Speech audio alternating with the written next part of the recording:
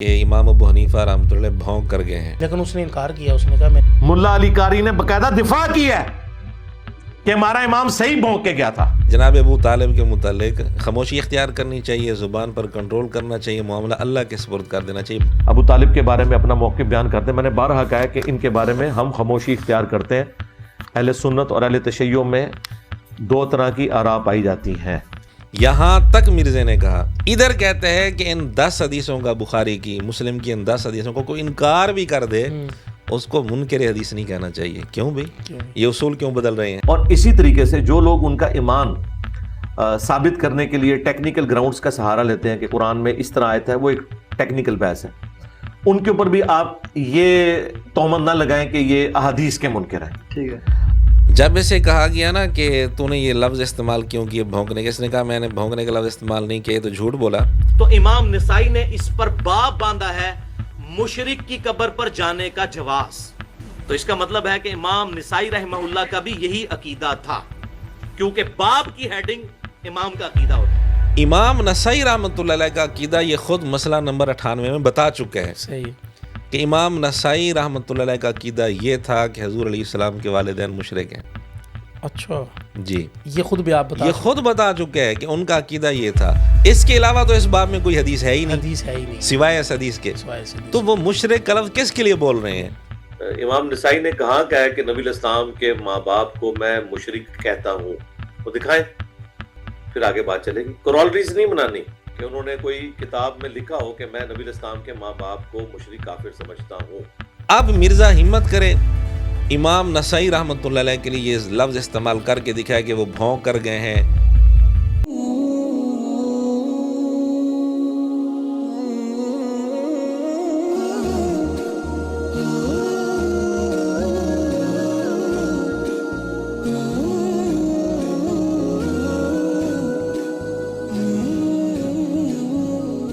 السلام علیکم ورحمۃ اللہ وبرکاتہ. آپ دیکھ رہے ہیں دین اور دنیا ایک ساتھ ود مولانا پوڈ کاسٹ. میں ہوں آپ کا ہوسٹ محمد ابو بکر. ناظرین اکرام، بہت شکریہ آپ نے اپنا قیمتی وقت نکالا آج کی ہماری پوڈ کاسٹ کو دیکھنے کے لیے. ناظرین اکرام، آج کی پوڈ کاسٹ میں ہمارے خصوصی جو مہمان ہیں وہ مولانا عمران صاحب ہیں. وہ کسی بھی جو ہے وہ تعارف کے محتاج نہیں ہیں. آپ کو پتہ ہے ہم اکثر ان کو کہتے ہیں کہ یہ مرزا اسپیشلسٹ ہے، اور جیسا کہ ہم نے ایک لقب دیا ہوا ہے کہ وہ چھوٹا مرزا. تو ہمارے سامنے سے کلپ گزرا ہے اس کا، جو میں اپنے ایڈیٹر سے کہوں گا کہ یہاں پر لگا بھی دے. وہ کلپ یہ ہے کہ مرزا صاحب کہتے ہیں کہ امام ابو حنیفہ رحمۃ اللہ علیہ نے بکواس کی ہے. تو آج کا ہمارا موضوع یہ رہے گا، وہ بکواس امام صاحب نے کی ہے یا نہیں، یہ سوال ہے. اور کیا مرزا صاحب جس بات کو لے کر سوشل میڈیا کے اوپر لا رہے ہیں، علماء اہل سنت والجماعت کا اس کے اوپر موقف کیا ہے، آپ جانیں گے. یعنی کہ آپ صلی اللہ علیہ وسلم کے والد گرامی، ان کے بارے میں علماء اہل سنت والجماعت کا موقف کیا ہے، اس کے اوپر بات کریں گے. میرا ذاتی طور پر میں اپنے تئیں یہ بات کر رہا ہوں کہ جو میرا موقف ہے کہ حضور علیہ الصلاۃ والسلام کے والدین کے شان میں کسی قسم کی گستاخی نہ اس کے اوپر نہ معافی مل سکتی ہے، نہ معافی ملنی چاہیے. جس طرح آپ کے والد ہیں، میرے والد ہیں، ہم ان کی شان کے اندر گستاخی برداشت نہیں کر سکتے ہیں، تو یہ تو حضور علیہ الصلاۃ والسلام کے والد گرامی ہیں جن کی شان میں کسی قسم کی کوئی گستاخی ہمیں قابل قبول نہیں ہے. لیکن علماء اہل سنت والجماعت اس کے اوپر کیا کہتے ہیں؟ وہ کہتے ہیں کہ جب بھی کبھی سوال کیا جائے کہ رسول اللہ صلی اللہ علیہ وسلم کے والدین جو ہے وہ چونکہ آپ تو فطرت کی حالت میں انتقال فرما گئے تھے، آپ صلی اللہ علیہ وسلم کے جو ہے وہ پیدائش سے پہلے آپ انتقال فرما گئے تھے، تو لہذا اب آپ کا ان کے بارے میں کیا موقف ہے کہ وہ جنت میں جائیں گے یا جہنم میں جائیں گے. تو لہذا اس کے اوپر علماء اہل سنت والجماعت کا ایک بہت پیارا موقف ہے کہ اس کے اوپر توقف اختیار کیا جائے. توقف کہتے ہیں خاموشی اختیار کی جائے، کیونکہ اللہ تبارک و تعالیٰ نہ آپ سے پوچھیں گے کہ آپ کا عقیدہ ہے کہ آپ صلی اللہ علیہ وسلم کے والد کو میں کہاں بھیجوں گا، اور نہ آپ کے یہ ایمانیات میں داخل ہے، نہ آپ سے بروز معاشر اس کے بارے میں سوال کیا جائے گا، نہ آپ سے پوچھا جائے گا. تو لہذا اس بات کے اوپر آپ کو خاموشی اختیار کرنی چاہیے. یہی اہل و سنت والجماعت کے علماء کا موقف ہے. تو آج ہم اسی موضوع کو لے کے چلتے ہیں. ہمارے ساتھ اسٹوڈیو میں موجود ہیں مولانا عمران صاحب. سب سے پہلے میں آپ کو ویلکم کرتا ہوں. بہت شکریہ آپ تشریف لائے.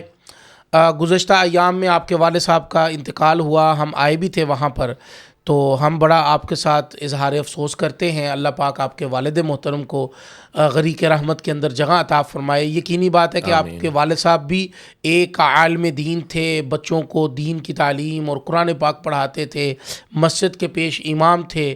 اور آپ کا گھرانہ دیکھ کر تو میرا اور دل باغ باغ ہوا کہ سارے گھرانہ آپ کے بھائی، آپ کے چچا زاد، آپ کے تایا زاد، آپ کے کزن جتنے بھی ہیں، آپ کے ماموں خالو، سب ماشاءاللہ علماء کا گھرانہ ہے. تو اس بات کے اوپر ہمارا جو ہے وہ بڑا فخر سے سینہ چوڑا ہوا کہ الحمدللہ آپ کا پورا گھرانہ دیندار گھرانہ ہے. تو مولانا پوڈ کاسٹ کی پوری ٹیم اور ہماری آڈینس آپ سے تعزیت کا جو ہے وہ اظہار کرتی ہے اور آپ کے غم کے اندر جو ہے وہ برابر کی شریک ہے. جزاک اللہ. اس کے بعد آپ کو ہم اپنے اسٹوڈیو کے اندر ویلکم کہتے ہیں. آج کا آپ نے دیکھ لیا، آپ کے والد گرامی سے ہم نے بات شروع کی کہ جس طرح آپ چاہتے ہیں کہ آپ کے والد گرامی کے لیے لوگ نیک تمنائیں، نیک خواہشات کا اظہار کریں، تو کیا یہ جو بات امام ابو حنیفہ رحمۃ اللہ علیہ نے کہی بھی ہے یا نہیں کی ہے؟ ذرا اس بارے کے اندر ہمیں بتائیے گا کہ کیا امام صاحب کی یہ بات درست ہے، انہوں نے کہا ہے؟ اصل میں ایک کتاب ہے الفقہ الاکبر، یس، اس میں عقائد ہیں، عقائد کا بیان ہے. امام ابو حنیفہ رحمۃ اللہ علیہ کی کتاب ہے جی، اور کافی معتبر کتاب ہے. لیکن اس کے نسخوں میں اس عبارت کے حوالے سے اختلاف ہے. نسخوں کا اختلاف ہو جایا کرتا ہے. جی، بعض نسخوں میں عبارت ایسی ہے جیسے پتہ چلتا ہے ما ماتا علی الکفر، یہ عبارت ہے بعض نسخوں میں کہ کفر پر نہیں فوت ہوئے. جی، اور بعض نسخوں میں عبارت ہے ماتا علی الفطرہ، فطرت پر فوت ہوئے ہیں، جی، یعنی حالت فطرت پر. حالت فطرت حالت اسلامی ہے، کیونکہ وہ زمانہ فطرت کا تھا جی، اور حالت فطرت پر فوت ہوئے.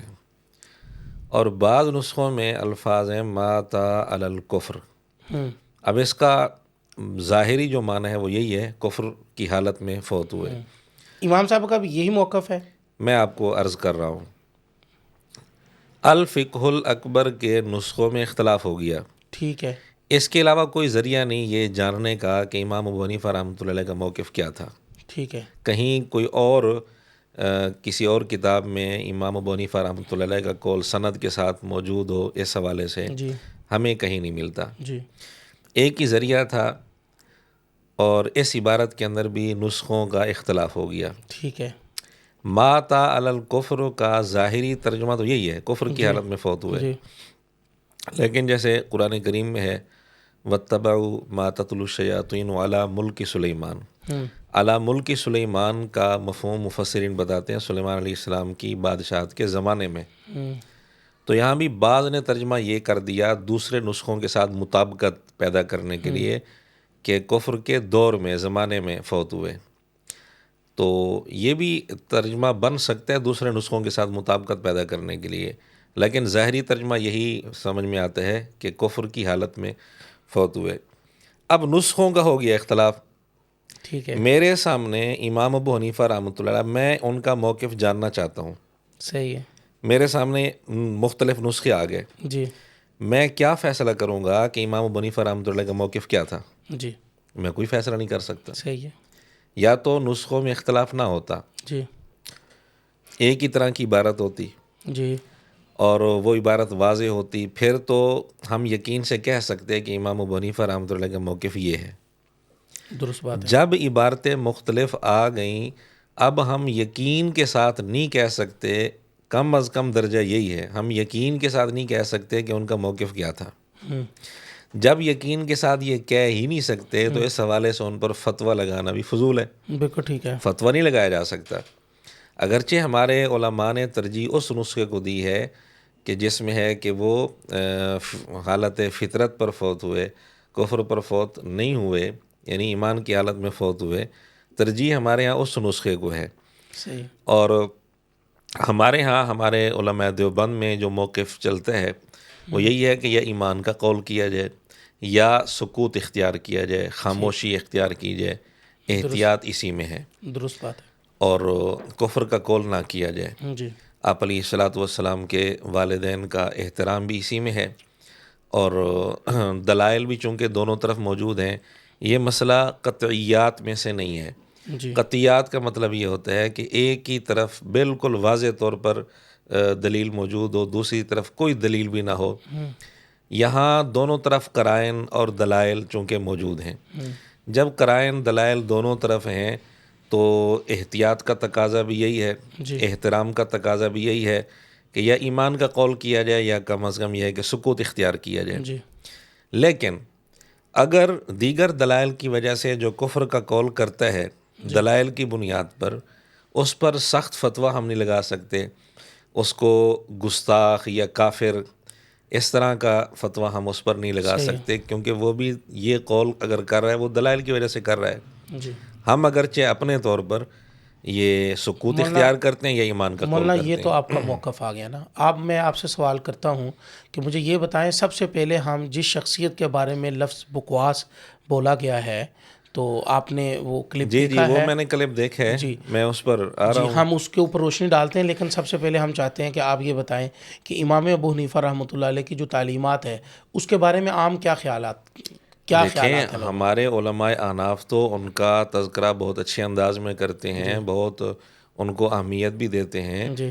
اور 4 ائمہ جو مشہور ہیں جن کو اللہ تعالیٰ نے مقبولیت عطا کی، ان میں سب سے بڑے ہیں۔ عمر کے اعتبار سے، زمانے کے اعتبار سے دیکھا جائے، علم کے اعتبار سے دیکھا جائے، حتیٰ کہ علامہ ذہبی رحمۃ اللہ علیہ جن کے متعلق مرزا کہتا ہے کہ رجال میں ان کو بہت بڑا یعنی کہ مہارت حاصل ہے ان کو بہت زیادہ، علامہ ذہبی رحمۃ اللہ علیہ نے امام ابو حنیفہ رحمۃ اللہ علیہ کا تذکرہ کرتے ہوئے جو لفظ لکھا ہے الامام الاعظم، اچھا امام اعظم کا لفظ لکھا ہے انہوں نے، حالانکہ وہ حنفی نہیں ہے، لیکن اس کے باوجود وہ ان کو اتنی اہمیت دے رہے ہیں، اتنا احترام دے رہے ہیں۔ تو اہل سنت کے علماء محدثین امام ابو حنیفہ رحمۃ اللہ اپنے ہوں پرائے ہوں ان کا احترام کرتے ہیں۔ تو بالخصوص ایسی شخصیات کے بارے میں گفتگو کرتے ہوئے انسان کو احتیاط کرنی چاہیے۔ لیکن مرزا نے ایک بات کہہ دی، مرزا نے ایک چند دن پہلے ایک ویڈیو اس کی سامنے آئی الفقہ الاکبر کا تذکرہ کرتے ہوئے۔ ایک تو اس نے یہ انداز اختیار کیا کہ یہ چھوٹی سی پڑیا ہے۔ اس نے جو ریسرچ پیپر لکھے ہیں 2 ورقے کے، کبھی ان کے متعلق کہے گا کہ یہ پڑیا میں نے لکھی ہے؟ بھی کتاب چھوٹی ہو بڑی ہو اس سے کیا مطلب؟ اس کے لیے یہ لفظ بولنا کہ یہ چھوٹی سی پڑیا ہے، ایک تو یہ لفظ اس نے بولا۔ ایک ایمنی جی پڑیا ہے امام حنیفہ نے لکھی کتاب الفقہ الاکبر، جس میں لکھا ہے کہ رسول اللہ کے ماں باپ کفر کی حالت میں مرے ہیں، نعوذ باللہ۔ ہاں، ملا علی قاری نے باقاعدہ دفاع کی ہے کہ ہمارا امام صحیح بھونک کے گیا تھا۔ پھر کہتے ہیں کہ اس میں حضور علیہ الصلوۃ والسلام کے والدین کو کافر کہا گیا۔ ملا علی قاری رحمۃ اللہ علیہ کی ایک طرف کتاب بھی موجود ہے، اس میں انہوں نے کفر کا قول کی ہے، اس حوالے سے دلائل دی ہیں۔ شرح شفا کے اندر ان کی عبارت موجود ہے کہ زیادہ صحیح قول یہی ہے کہ ایمان کا قول کیا جائے۔ اب ان کی عبارتیں مختلف آ گئیں، واللہ عالم پہلے ان کا موقف کیا تھا، بعد میں کیا تھا۔ صحیح ہے۔ اتنا تو یقین کے ساتھ کہہ سکتے ہیں کہ ان کی عبارتیں مختلف ہیں۔ تو اس کے باوجود مرزا نے کیا انداز اختیار کیا، بلکہ میں یہ بھی عرض کر دوں کہ پہلے مرزا کا موقف کیا تھا، اچھا اب مرزا کا موقف کیا۔ اب تو اس نے سخت زبان استعمال کی کہ امام ابو حنیفہ رحمۃ اللہ بھونک کر گئے ہیں۔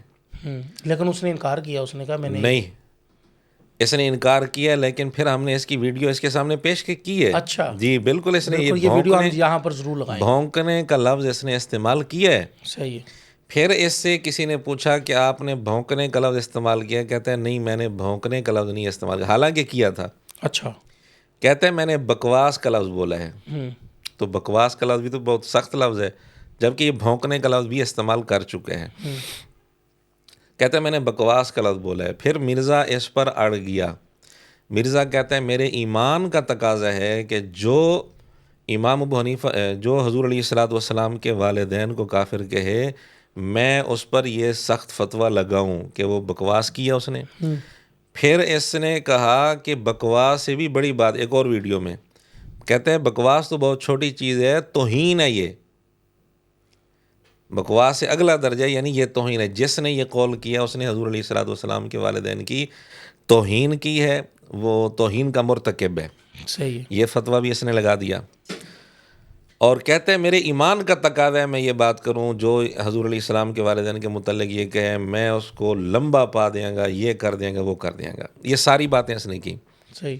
جبکہ مسئلہ نمبر 98، مسئلہ نمبر 98 میں تقریباً آخر میں 50 منٹ کے بعد اور 58 منٹ پر بھی اس نے یہ بات کی ہے کہ یہ مسئلہ اختلافی ہے. یعنی مسئلہ نمبر 98 میں 98 میں اس نے بالکل وہی بات کی ہے جو ہمارے علماء دیوبند کرتے ہیں، علماء اہل سنت کرتے ہیں. صحیح ہے. یہی بات کی ہے. یہ مسئلہ چونکہ اختلافی ہے، ہم ایمان کے قائل ہیں، تو یا تو ایمان کا قول کیا جائے یا کم از کم سکوت کا قول کیا جائے. لیکن اگر کوئی کفر کا قول کرتا ہے تو اس کو گستاخ کہنا، کوئی فتویٰ لگانا یہ درست نہیں ہے. صحیح ہے. وہاں یہ کہہ چکا ہے. صحیح کہہ چکا. آپ مجھے یہاں پر یہ بات بتائیں، کیا وہ حدیث درست ہے کہ آپ صلی اللہ علیہ وسلم نے فرمایا کہ میرا باپ اور تیرا باپ؟ بھی درست ہے. درست ہے. صحیح مسلم میں ہے. صحیح مسلم میں ہے. درست ہے. اسی وہ حدیث ہم بیان اس لیے نہیں کر رہے ہیں پوری حدیث، صرف ایک چھوٹا سا ریفرنس بیچ میں ہم کوٹ کر رہے ہیں کہ اس حدیث پہ علماء ہمارا مزاج یہ ہے کہ ان مسائل کو ہم عوام میں لاتے ہی نہیں. یس. چونکہ مرزا نے یہ خود بات شروع کی ہے. جی جی جی. اب ظاہر ہے رد عمل میں یہ ہم سارا کچھ بتا رہے ہیں. درست ہے. مرزا نے یہ بات شروع کی اور ہمارا مقصد نعوذ باللہ حضور علیہ الصلوۃ والسلام کے والدین کے متعلق اس بات کو اچھالنا نہیں. بالکل ایسے. ہمارا مقصد مرزا کی منافقت دکھانا ہے. درست. ایک طرف امام ابو حنیفہ رحمۃ اللہ کی بات آئی، اس نے بھونکنے کا لفظ استعمال کیا، بکواس کا لفظ استعمال کیا. پھر کہتے ہیں بکواس بھی بہت چھوٹا لفظ ہے، یہ توہین ہے. صحیح ہے. اور دوسری طرف ہم عبارتیں دکھائیں گے ان شخصیات کی جن کو مرزا پسند کرتے ہیں، اہمیت دیتے ہیں. وہاں مرزا کی زبان کیوں گنگ ہو گئی؟ ان کا نام لے کر مرزا یہ لفظ استعمال کر کے دکھائے. یہ کہتے ہیں نا میرے ایمان کا تقاضا ہے، تو جب ان کا نام آئے گا اس کے ایمان کا تقاضا ختم ہو جائے گا، اس کی غیرت مر جائے گی. بالکل صحیح. اگر واقعتاً ایمان کا تقاضا ہے جی. کہ ہر ایسے آدمی کو جس نے حضور علیہ الصلوۃ والسلام کے والدین کا کفر کا قول کیا، امام ابو حنیفہ رحمۃ اللہ علیہ سے تو یقینی طور پر ثابت ہے ہی نہیں. بالکل صحیح. تو جن سے یقینی طور پر ثابت ہی نہیں، نسخوں کا اختلاف ہے. یہ مرزا نہ کہ میری وجہ سے اختلاف انہوں نے شو کر دیا، نا. مرزا کی پیدائش سے پہلے نسخوں کے اختلاف کا تذکرہ ہوا ہے. صحیح ہے. پیدائش سے بھی پہلے. صحیح ہے. مولانا زاہد کوثری صاحب تھے ترکی میں، ٹھیک ہے. انہوں نے تذکرہ کیا ہوا ہے، وہ اس کی پیدائش سے بھی پہلے فوت ہو گئے ہیں. اچھا. جی. تو اس کی پیدائش سے پہلے نسخوں کے اختلاف کا تذکرہ چل رہا ہے. صحیح. جب نسخوں کا اختلاف موجود ہے، یقینی طور پر امام ابو حنیفہ رحمۃ اللہ کا موقف ہمارے سامنے ہے ہی نہیں. مولانا آپ کی بھی کیا گرفت ہے، آپ نے وہ جو بعد میں اس نے اس کے اوپر لگانا تھا الزام کہ بھائی یہ انہوں نے میری وجہ سے کیا، آپ اس کا بھی جواب دیں. جی جی. وہ جیسے کہتے ہیں نا مدارس میں قرآن کا ترجمہ نہیں پڑھایا جاتا، یہ بات کر کے اس نے کہا اب میری بات سن کر شاید انہوں نے ترجمہ پڑھانا شروع کر دیا ہو. اور میں نے کہا میں نے خود ہمارے استاذی مولانا عبد المجید لدھیانوی صاحب رحمۃ اللہ علیہ عالمی مجلس تحفظ ختم نبوت کے امیر رہے، انہوں نے تفسیر ریکارڈ کروائی تھی، میں نے نقل کی ہے. اچھا. کیسٹوں سے. بالکل ایسے ہی میں نے نقل کی ہے. وہ اس وقت کی ریکارڈ شدہ ہے جب مرزا دودھ پیتا ہوگا. اور وہ استاد جی نے طلباء میں مدرسے کے اندر وہ ریکارڈ کروائی تھی. اس سے پہلے تقریباً 10 دفعہ قرآن کریم کی مکمل تفسیر پڑھا چکے تھے. کیا بات. یہ تقریباً 10 دفعہ پڑھانے کے بعد ریکارڈ کروائی تھی. کہتے اب شاید میری بات سن کر انہوں نے ترجمہ داخل کر دیا ہو. ایسا جھوٹا بندہ تو اب کہہ سکتے ہیں بعید نہیں ہے کوئی, یہ بھی کہہ سکتے ہیں اب میری وجہ سے یہ جو ہے نا اختلاف کھل کر سامنے آیا, اختلاف والی بات کریں, نسخوں کے اختلاف والی بات, نسخے آپ لے آئے ہیں. نسخوں کے اختلاف کا تذکرہ اس کی پیدائش سے پہلے ہو چکا ہے. تو آپ مجھے یہ بتائیں کہ امام ابو حنیفہ رحمۃ اللہ علیہ جو ہیں, ان کے بارے میں ایسا موقف اختیار کرنے کے پیچھے کون سے عوامل جو ہیں وہ ہو سکتے ہیں؟ عوامل, جو بندہ اہل سنت کے, احناف کے بہت زیادہ کھل کر مخالفت کرتے ہیں, احناف کی اتنے سخت الفاظ استعمال کرتے ہیں, لیکن دوسری طرف ایک اور طبقے کی بات جب آتی ہے تو وہاں بالکل سخت لفظ استعمال نہیں کرتا. ہاں جی, تو سمجھ لیں کہ کون سے عوامل ہیں. زندہ باد. جناب ابو طالب کے متعلق بخاری جو مرزا نے سامنے ٹیبل پر رکھی ہوئی ہے, مسلم جو سامنے ٹیبل پر رکھی ہوئی ہے, آج کل تو یہاں پر آ گئی ہے نا, آج کل تو یہاں پہ پڑی ہے سامنے ٹیبل پر. ہاں وہ پوڈ کاسٹ وغیرہ میں پڑی ہوتی ہے, پیچھے رکھتے ہیں, باقی جو یہ خود ویڈیو ریکارڈ کرواتے ہیں اس میں ٹیبل پر سامنے ہوتی ہے. بخاری میں 10 حدیثیں موجود ہیں, مسلم میں 10 حدیثیں موجود ہیں جناب ابو طالب کے عدم ایمان پر. یہ مسئلہ ہم بھی عوام میں اس کو نہیں اچھالتے, موقف اپنی جگہ, لیکن ہم اس کو عوام میں نہیں, ضرورت نہیں ہے ان مسائل کو اچھالنے کی. مرزا کہتے ہیں زبان پر کنٹرول کرنا چاہیے, اور یہ بھی کہتے ہیں جناب ابو طالب کے متعلق خاموشی اختیار کرنی چاہیے, زبان پر کنٹرول کرنا چاہیے, معاملہ اللہ کے سپرد کر دینا چاہیے, باوجود اس کے کہ بخاری مسلم میں صحیح احادیث موجود ہیں. ابو طالب کے بارے میں اپنا موقف بیان کرتے ہیں. میں نے بارہا کہا ہے کہ ان کے بارے میں ہم خاموشی اختیار کرتے ہیں. اہل سنت اور اہل تشیع میں 2 طرح کی آراء پائی جاتی ہیں. یہاں تک مرزا نے کہا کہ اگر کوئی بخاری مسلم کی ان صحیح حدیثوں کا انکار بھی کر دے, اس کو منکر حدیث نہیں کہنا چاہیے. تو انکار کون کرتے ہیں؟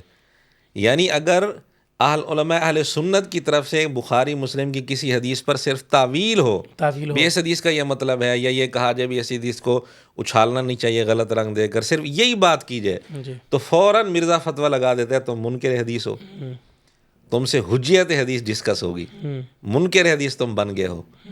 ادھر کہتے ہیں کہ ان 10 حدیثوں کا, بخاری کی مسلم کی ان 10 حدیثوں کو کوئی انکار بھی کر دے اس کو منکر حدیث نہیں کہنا چاہیے. کیوں بھئی, یہ اصول کیوں بدل رہے ہیں؟ اور اسی طریقے سے جو لوگ ان کا ایمان ثابت کرنے کے لیے ٹیکنیکل گراؤنڈز کا سہارا لیتے ہیں کہ قرآن میں اس طرح آیت ہے, وہ ایک ٹیکنیکل بحث ہے, ان کے اوپر بھی آپ یہ تہمت نہ لگائیں کہ یہ احادیث کے منکر ہیں. ٹھیک ہے. تو امام ابو حنیفہ رحمۃ اللہ علیہ کے لیے اس نے لفظ یہ سخت استعمال کیا, حالانکہ مسئلہ نمبر 98 میں بالکل وہی بات کر چکے ہیں اعتدال والی, جو علماء اہل سنت کرتے ہیں, علماء دیوبند کرتے ہیں کہ یہ اختلافی مسئلہ ہے جی, اور اس کی وجہ سے کسی پر کوئی بھی قول اگر کوئی اختیار کرتے ہیں کفر کا فتویٰ نہیں لگانا چاہیے. ہاں ہم ہمارا موقف یہی ہے کہ یہ ایمان کا قول کریں یا سکوت اختیار کریں, ہم اس پہلو کو ترجیح دیتے ہیں. امام نسائی رحمۃ اللہ علیہ جو اہل سنت کے بڑے امام ہیں, اور کتب ستہ میں ان کی کتاب ہے سنن نسائی المتوفا 303 ہجری, انہوں نے یہ جو مسلم شریف کی 2257 نمبر حدیث تھی جو آپ صلی اللہ علیہ وسلم اپنی ماں کی قبر پر گئے تھے, یہ حدیث سنن نسائی میں انٹرنیشنل نمبر کے مطابق 2035 آتی ہے. تو امام نسائی نے اس پر باب باندھا ہے مشرک کی قبر پر جانے کا جواز. تو اس کا مطلب ہے کہ امام نسائی رحمہ اللہ کا بھی یہی عقیدہ تھا, کیونکہ باب کی ہیڈنگ امام کا عقیدہ ہوتا ہے. جیسے امام بخاری نے کتاب الاستیزان چیپٹر میں, امام نسائی رحمۃ اللہ علیہ کا عقیدہ یہ خود مسئلہ نمبر 98 میں بتا چکے ہیں. صحیح ہے کہ امام نسائی رحمۃ اللہ علیہ کا عقیدہ یہ تھا کہ حضور علیہ السلام کے والدین مشرک ہیں. اچھا جی, یہ خود بھی آپ یہ خود بتا چکے ہیں کہ ان کا عقیدہ یہ تھا, اور اس پر دلیل بھی دے چکے ہیں. امام نسائی رحمۃ اللہ علیہ نے ان کے لیے بکواس جیسے لفظ استعمال نہیں کیا. کرے نا آپ استعمال ان کے لیے, میں بتاتا ہوں آپ یہاں کیسے پینترا بدلا اس نے. امام نسائی رحمۃ اللہ علیہ کی کتاب ہے السنن الکبریٰ, ہاں جی, پھر اس کا اختصار ہے جس کو عام طور پر سنن نسائی کہتے ہیں. جی جی, دونوں میں حدیث حضور علیہ الصلوۃ والسلام اپنی والدہ کی قبر پر گئے تھے, جی, تو دعائے مغفرت کی اجازت مانگی, لیکن اللہ تعالیٰ کی طرف سے اجازت نہیں ملی. یہ حدیث ہے. اس حدیث پر امام نسائی رحمۃ اللہ علیہ نے دونوں کتابوں میں جو باب قائم کیا وہ ہے زیارت و قبر المشرک. اچھا, اس باب میں صرف یہی حدیث ہے اور کوئی حدیث نہیں ہے. اس حدیث پر امام نسائی نے یہ باب قائم کر کے کیا بتایا ہے؟ مشرک کی قبر پر جانا۔ اللہ اکبر۔ مرزا نے مسئلہ نمبر 98 میں یہی بات کر کے کہا، محدث کسی حدیث پر جو باب مانتا ہے، چیپٹر قائم کرتا ہے، یہ محدث کا عقیدہ ہوتا ہے، محدث اپنا عقیدہ بتا رہا ہوتا ہے۔ تو امام نسائی نے یہ باب باندھ کر اپنا عقیدہ بتایا ہے کہ میرا عقیدہ یہ ہے کہ وہ مشرک تھے، حضور علیہ السلام کے والدین۔ والدہ۔ یہ ساری بات مسئلہ نمبر 98 58 منٹ پر اس نے یہ بات کی ہے۔ صحیح ہے۔ اب ایسے پوچھا گیا، کیونکہ جب امام ابو حنیفہ رحمۃ اللہ علیہ کے لیے اس نے اتنی غلیظ زبان استعمال کیا اور کہتا ہے میرے ایمان کا تقاضا ہے، تو اس سے پوچھا گیا امام نسائی کے لیے بھی یہ لفظ استعمال کرو پھر، کیونکہ ایمان کا تقاضا تو ہر جگہ ایک ہونا چاہیے، ایک ہونا چاہیے۔ لمبا پا دو پھر، ہاں بالکل ایسے، بالکل ایسے ہی، جیسے کہتے ہیں میں لمبا پا دوں گا، تو لمبا پاؤ پھر امام نسائی رحمۃ اللہ نوز باللہ ایسا۔ تو امام نسائی رحمۃ اللہ کے حوالے سے ایسے سوال ہوا شاہد اینڈ بلال چینل پر، مرزا جواب دیتے ہیں امام نسائی رحمۃ اللہ علیہ نے یہ تو نہیں لکھا کہ میرا یہ عقیدہ ہے کہ حضور کے والدین مشرک ہے، بدل گیا، پینترا بدل لیا اس نے۔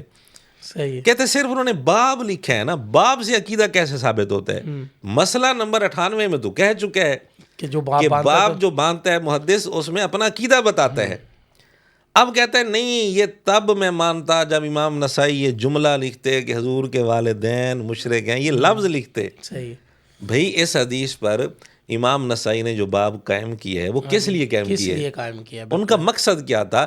اس کے علاوہ تو اس باب میں کوئی حدیث ہے ہی نہیں، حدیث ہے ہی نہیں سوائے اس حدیث کے۔ سوائے سے۔ تو وہ مشرک کا لفظ کس کے لیے بول رہے ہیں؟ امام نسائی نے کہاں کہا ہے کہ نبی علیہ السلام کے ماں باپ کو میں مشرک کہتا ہوں؟ وہ دکھائیں، پھر آگے بات چلے گی۔ کورالریز نہیں بنانی، ٹھیک ہے، کہ انہوں نے کوئی کتاب میں لکھا ہو کہ میں نبی علیہ السلام کے ماں باپ کو مشرک کافر سمجھتا ہوں، اس طرح انہوں نے لکھا ہو۔ کورالریز بنانے سے کچھ نہیں ہوتا۔ اگر کسی حدیث کے اوپر انہوں نے کوئی ہیڈنگ بنا دی ہوئی ہے اور اس سے آپ منوان ورژن نکالیں گے تو پھر میرے بھائی مسلم شریف۔ اب مرزا ہمت کرے امام نسائی رحمۃ اللہ علیہ کے لیے یہ لفظ استعمال کر کے دکھائے کہ وہ بھونک کر گئے ہیں یا بکواس کی ہے اور بکواس سے بڑھ کر توہین کی ہے، نعوذ باللہ، اس قسم کے لفظ امام نسائی کے متعلق بول کر دکھائے۔ چلیں، یہاں مرزا نے جان چھڑائی کہ وہ صرف باب ہے نا، وہ عبارت تو نہیں ہے نا، حالانکہ بالکل بے تکی بات ہے، اس کا کوئی علمی دنیا سے کوئی تعلق نہیں ہے۔ ابن ماجہ رحمۃ اللہ علیہ نے بھی باب قائم کیا، زیارت و قبور المشرکین۔ اس باب میں پہلی حدیث یہی ہے، اچھا، حضور علیہ السلام کا اپنی والدہ کی قبر پر جانا۔ ہاں جی۔ اب یہ مشرک کس کو کہہ رہے ہیں؟ امام ابن ماجہ رحمۃ اللہ علیہ پر فتویٰ لگائے، یہ سارے فتوے لگائے۔ امام بہقی رحمۃ اللہ علیہ نے تو عبارت لکھی ہے سنن کبریٰ بہقی میں، عبارت یہ لکھی ہے آبا واہو کانا مشرکین، اچھا، حضور علیہ السلام کے والدین مشرک تھے۔ دو حدیثیں پھر یہی لکھی ہیں، حضور علیہ السلام کا اپنی والدہ کی قبر پر جانا، پھر ایک اور حدیث انا ابی و ابا کا فی النار، اس طرح کے الفاظ ہیں۔ یہ دونوں حدیثیں لکھی ہیں۔ تو امام بہقی تو صرف باب نہیں، وہ عبارت لکھ رہے ہیں۔ البتہ امام بہقی رحمۃ اللہ علیہ کی دیگر بعض کتابوں میں، یعنی شاید دلائل النبوہ میں، اس کے برعکس بھی عبارت ملتی ہے، دو مختلف عبارتیں ہیں۔ صحیح ہے۔ اب چونکہ عبارتیں مختلف ہیں، ہم یقین کے ساتھ نہیں کہہ سکتے کہ امام بہقی رحمۃ اللہ کا عقیدہ کیا تھا۔ جس طرح کے الفقہ الاکبر کے نسخوں میں اختلاف ہے، ملا علی قاری رحمۃ اللہ کی عبارتوں میں اختلاف ہے، اسی طرح امام بہقی رحمۃ اللہ کی عبارتوں میں بھی اختلاف ہے۔ لیکن سنن کبریٰ بہقی میں جس کتاب میں یہ عبارت لکھی ہے، مرزا کہے گا کہ وہ کتاب گستاخانہ ہے، مرزا کہے گا کہ سنن نسائی گستاخانہ کتاب ہے، مرزا کہے گا کہ سنن ابن ماجہ گستاخانہ کتاب ہے، جیسا کہ ملا علی قاری رحمۃ اللہ علیہ کی کتاب کو یہ گستاخانہ کتاب کہہ چکا ہے۔ مولانا ویسے تو مرزا صاحب کا لیول تو یہی ہے نا کہ بھئی میں فرقے جتنے بھی ان کو ختم کرنے آیا ہوں، یہ ان کا نعرہ تو ہے نا۔ اس نعرے کے ساتھ جب آپ مجھے یہ بتائیں کہ جو علماء رہے ہیں پہلے، ان کے آپس میں اختلافات تو رہے ہیں، بالکل۔ اب ان کے اختلافات کو اٹھا کر کسی کی ذہن سازی کرنا کہ بھئی یہ غلط تھا، یہ غلط تھا، میں ہی صحیح ہوں، تو کیا یہ آج کے دور میں تقسیم کرنا یہ فرقہ بنانے کے مترادف نہیں؟ انتشار مزید بڑھے گا۔ صحیح ہے۔ مجھے بتائیں، حضور علیہ السلام کے والدین کے متعلق ہی یہ لے لیں، یہ کس مجمع میں یہ بات اٹھائی گئی ہے؟ ہمارے کسی مجمع میں ہے یا کسی اور کے مجمع میں؟ یہ بات کس نے اٹھائی ہے؟ مرزا نے اٹھائی. اب مرزا نے اٹھائی ہے اور لوگوں کے سامنے اس بات کو اٹھا کر انتشار پھیلایا ہے. اچھا جن کتابوں کا حوالہ دیتا کیا وہ کتابیں عام پڑھی جاتی؟ عام لوگ تو ظاہر ہے نہیں پڑھتے. تو پھر یہ عام لوگوں تک یہ تو اب عام جو لوگوں پلیٹ کے فارم ہے، یہ سامنے- پلیٹ فارم جس پر ہم بات کر رہے ہیں یہ تو عام لوگوں کے لیے پلیٹ فارم ہے نا. جی جی تو اس کے اوپر تو عام لوگوں کو پتہ ہی نہیں ہے. بالکل ایسے ہی تو ہے. یہ کیا عام لوگوں تک وہ باتیں کہ جیسے آپ نے فرمایا کہ بھائی نسخے کے اندر اختلاف ہے، ایک نسخے میں لکھا ہوا کہ ہے، ایک نسخے میں لکھا ہوا کہ نہیں ہے. تو اب اس اختلاف کو لوگوں تک وہ بات پہنچانا جو میرے دل کو پسند ہے، تو کیا یہ صحیح ہے؟ یہ طریقہ نہیں، درست ہے؟ بالکل نہیں ہے. خام خواہ لوگوں کو شکوک و شبہات میں ڈالنا، انتشار پھیلانا، اور جدھر نسخوں کا اختلاف ہی نہیں ہے اس پر بات کرتا نہیں. یہ منافقت کیوں ہو رہی ہے؟ اگر یہ بندہ اپنے ایمان میں، جذبے میں، اصول میں مخلص تھا تو پہلے تو ان پر بات کرتا نا کہ جن کی کتابوں میں حضور علیہ الصلوۃ والسلام کے والدین کو واضح لفظوں میں کافر لکھے. وہاں نسخوں کا اختلاف بھی نہیں ہے، اچھا کوئی رجوع والی بات بھی نہیں ہے. اچھا. علامہ البانی جن کو یہ محدث اعظم کہتے ہیں، ٹھیک ہے، علیہ السلام کہتے ہیں، اور بھی بہت کچھ کہتے ہیں. صحیح ہے. مرزا علامہ البانی کا نام لے کر یہ لفظ بول کر دکھائے کہ علامہ البانی بھونک کر گیا ہے، علامہ البانی نے بکواس کی ہے، اور بکواس سے بھی اوپر اس نے توہین کی ہے، اور لمبا پا دیں گا، یہ کر دیں گا، وہ کر دیں گا. علامہ ایمان البانی کا نے لکھا تقاضا ہے، یہاں کدھر گیا؟ علامہ البانی نے کافر لکھا ہے. بالکل واضح لفظوں میں لکھا ہے. اور اچھا. جو کفر کا قول نہیں کرتے، علامہ البانی نے کہا وہ صحیح حدیثوں کے منکر ہیں. اچھا اس حد تک شدت کے ساتھ، اچھا. بڑی شد و مد کے ساتھ اس نے یہ قول حوالہ کیا ہے. مطلوب ہے. حوالہ میں دے دیتا ہوں. بالکل درست ہے. السلسلۃ الصحیحہ جو اس نے شاید اپنی ویب سائٹ پر اپلوڈ بھی کی ہوئی ہے، ٹھیک ہے. مرزا نے. علامہ البانی کی مشہور کتاب ہے السلسلۃ الصحیحہ. اس میں جی حدیث نمبر ہے 2592. 2592. لیکن مرزا کے شاگردوں کے لیے میں عرض کر دوں، یہ السلسلۃ الصحیحہ عربی والا دیکھنا ہے، اردو والا نہیں. اچھا اردو والے میں اور ہے. اصل بات یہ ہے، اچھا پھر یہاں پر تو وہ کہیں گے نا کہ نسخوں کا اختلاف نہیں کوئی نسخوں کے اختلاف نہیں. میں بتاتا ہوں. ٹھیک ہے. جو عربی والا ہے نا، اس میں انداز یہ ہے کہ ایک متن کے درجے میں ایک حدیث لیتے ہیں وہ، صحیح ہے، پھر اس حدیث پر بحث کرتے ہیں، تفصیلی بحث کرتے ہیں علامہ البانی. ٹھیک ہے. جب اردو ترجمہ ہوا نا، ترجمہ کرنے والوں نے صرف ان احادیث کا ترجمہ کیا ہے. صحیح ہے. جو حدیث کے تحت بحث لکھی ہے علامہ البانی نے تفصیلی، جی اس ساری بحث کو چھوڑ دیا ہر جگہ، صرف ایک جگہ نہیں. پوری کتاب میں جو احادیث پر بحث کی ہوئی ہے اس بحث کا ترجمہ نہیں کیا. اس کو نسخوں کا اختلاف نہیں کہہ سکتے. اچھا. یوں کہہ سکتے ہیں کہ ترجمہ کرنے والوں نے صرف متن کے درجے میں جو احادیث انہوں نے لیے نمبرنگ کے ساتھ، صرف ان روایات کا ترجمہ کرتے گئے. ان کے تحت جو انہوں نے بحث کی ہوئی ہے وہ ساری بحث انہوں نے چھوڑ دی ہے، وہ نہیں نقل یعنی پوری کتاب کا ترجمہ نہیں کیا. صحیح ہے. تو یہ اصل بات ہے، نسخوں کے اختلاف کی یہاں بات نہیں ہے. ٹھیک ہے گیا. عربی والا جو السلسلۃ الصحیحہ ہے، حدیث نمبر میں نے بتا دیا ہے.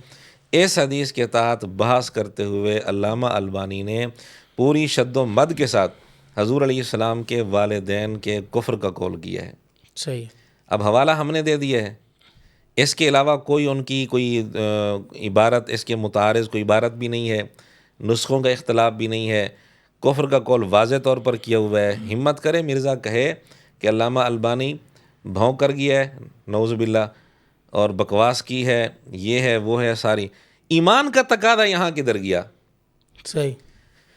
ملا علی قاری رحمۃ اللہ علیہ ان کی کتاب کا تذکرہ کرتے ہوئے کہا کہ وہ گستاخانہ کتاب ہے جس میں کفر کا قول کیا ہوا ہے. ٹھیک ہے. یہ اس نے زبان استعمال کی مسئلہ نمبر 177 میں، درست ہے. جبکہ مسئلہ نمبر 98 میں کہہ چکا تھا کہ گستاخی کا فتویٰ نہیں لگانا چاہیے. صحیح ہے. لیکن ایستا ایستا پھر اس نے دیکھا اب کیا حالات سازگار ہیں تو شدت اس کے اندر آتی گئی. ملا علی قاری رحمۃ اللہ علیہ کے متعلق اس نے کہا کہ ان کی کتاب گستاخانہ ہے. تو ملا علی قاری کون ہوئے؟ جی ملا علی قاری کون ہوئے؟ گستاخ. ملا علی قاری کو گستاخ اس نے قرار دے دیا. دیکھیں نا, ایک بات پر یہ قائم رہتا ہی نہیں تو ظاہری بات ہے کہ اس سے انتشار ہی پھیلنا ہے, کوئی نظریہ تو بننا نہیں. اچھا مولانا مجھے یہ بتائیں, آپ کو بڑا عرصہ ہو گیا ہے مرزا کے اوپر آپ کلپ بناتے ہیں اور جتنا باریک بینی سے آپ نے اس کو حفظ کر لیا ہے. ہم جیسے کہتے ہیں نا کہ وہ رمضان کے اندر قرآن پاک قاری سناتا ہے, آپ اس طرح مرزا کو سنا سکتے ہیں کہ مرزا نے فلاں جگہ پر یہ بات کی اتنے منٹ پر اتنے منٹ پر اتنے منٹ پر.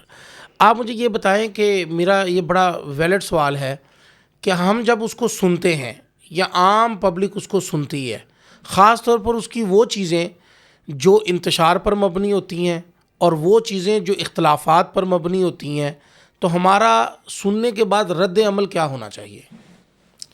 دیکھیں, ایک عام آدمی جب اس کو سنے گا, اس کی تصویر کا ایک رخ اگر سامنے ہوگا تو صحیح فیصلہ نہیں کر سکتا.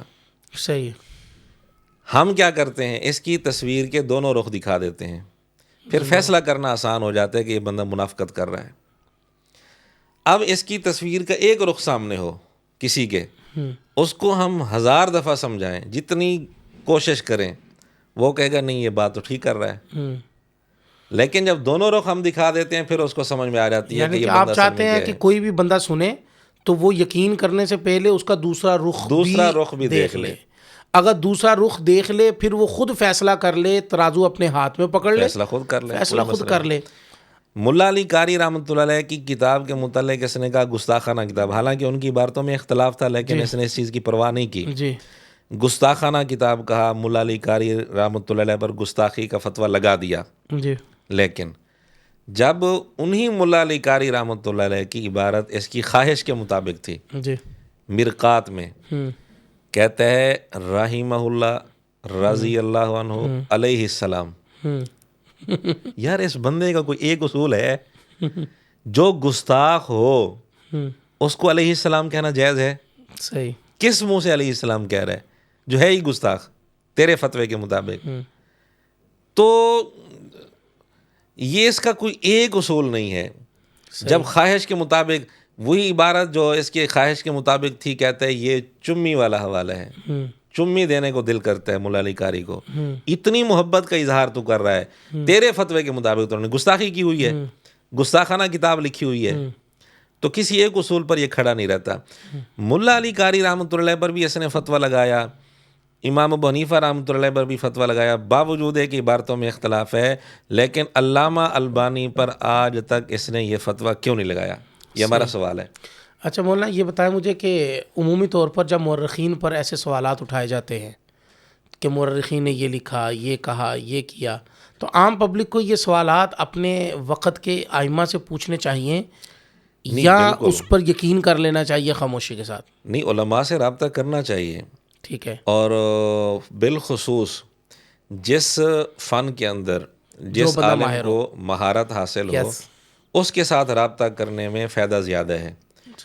اس میں صحیح ایک رخ سامنے آ جائے گا اور صحیح تصویر سامنے آ جائے گی کہ حقیقت کیا ہے. صحیح ہے. اور مجھے یہ بتائیں کہ یہ جو سوالات ہیں, جیسا کہ ہم نے آج ہم بھی پوڈ کاسٹ کر رہے ہیں, میرا دل ہرگز نہیں تھا کہ آپ صلی اللہ علیہ وسلم کے والد محترم یا والدین کے متعلق میں کوئی پوڈ کاسٹ کروں, تو کیونکہ ہمارا تو ایک سیدھا سادہ صاف سا عقیدہ ہے کہ ہم کہتے ہیں کہ ان کی شان میں بھی کوئی گستاخی, توقف اختیار کیا جائے.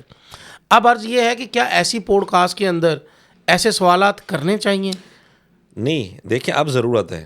ٹھیک ہے. اگر مرزا نہ اچھالتا اس چیز کو, ہم کبھی بھی اس حوالے سے پوڈ کاسٹ نہ کرتے. بالکل ٹھیک ہے. لیکن مرزا نے اس کو خود ہی اچھالا ہے جی, اور بدتمیزی کا انداز اس نے اختیار کیا ہے. جی.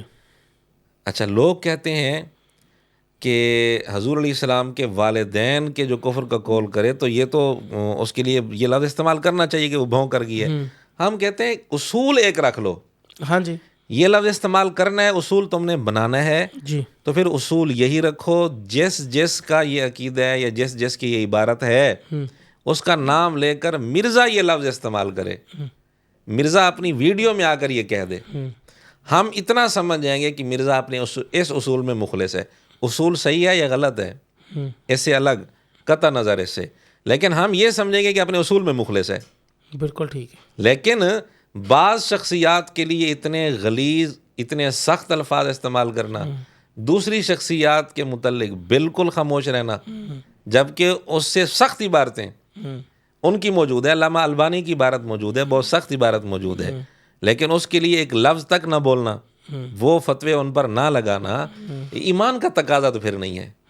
ہاں، منافقت کا تقاضا اس کو کہہ سکتے ہیں، ایمان کا تقاضا نہیں ہے. بہت شکریہ مولانا، آپ نے قیمتی وقت نکالا اور آپ نے بڑا تفصیل کے ساتھ وہ ویڈیو جس کے اوپر مجھے بھی بہت سارے تحفظات سے اور بہت سارے عوام کو، پبلک کو تحفظات تھے.